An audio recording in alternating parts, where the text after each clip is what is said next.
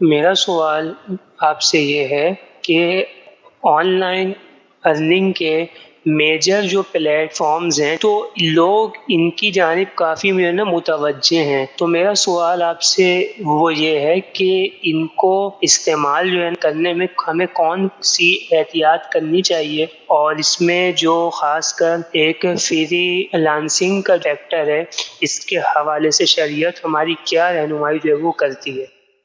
ٹھیک ہے جی۔ ہم لے لیتے ہیں فری لانسنگ سے۔ فری لانسنگ کے اندر آپ کوئی کام کرتے ہیں، مثال کے طور پر آپ کوئی ٹرانسلیشن کرتے ہیں، آپ کوئی گرافک کا ایسا کام کرتے ہیں جس میں کوئی شریعت کی خلاف ورزی نہیں ہے، آپ جو ہے نا ویڈیو ایڈیٹنگ کرتے ہیں، اس ویڈیو ایڈیٹنگ کے اندر کنٹینٹ جائز ہے، کوئی میوزک نہیں ہے، کوئی غیر شرعی کام نہیں ہے، تو بہت سارے ایسے ہنر ہیں جس کے اندر آپ فری لانسنگ کا شعبہ اپنا کے سروسز دے سکتے ہیں۔ ہزار چیزیں ایسی موجود ہیں، ڈپینڈ کرے گا کہ وہ کام کیا ہے، کس نوعیت کا ہے، آپ کو کوئی غیر شرعی کام تو نہیں کرنا پڑ رہا۔ رہی بات مختلف جو پلیٹ فارمز ہیں خرید و فروخت کے، تو اصل بات یہ ہے کہ آن لائن کا جو شعبہ ہے، چونکہ وہ ورچوئل دنیا ہے، تو اس میں اندیکھے رسک زیادہ ہوتے ہیں بمقابلے فزیکل کام کے۔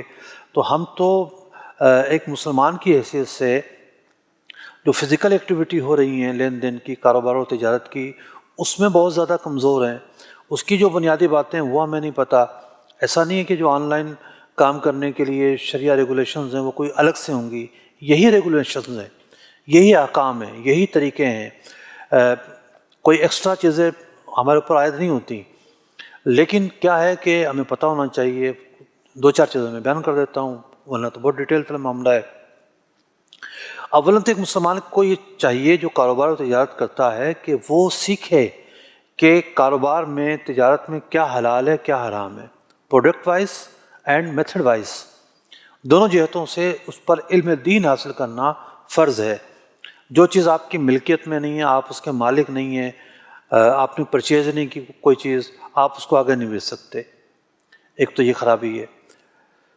دوسری خرابی کیا ہے؟ جو چیز آپ بیچ رہے ہیں پہلے قبضہ کریں گے خود، پھر آگے بیچیں گے، یہ ضروری ہے۔ اس کے علاوہ بعض سودے ایسے ہوتے ہیں کہ جس میں دو طرفہ ادھار پائی جا رہی ہوتی ہے، بعض سودے ایسے ہوتے ہیں جس کے اندر پتہ ہی نہیں ہوتا کہ اندر مال کیا نکلے گا، قیمت کتنی ہوگی۔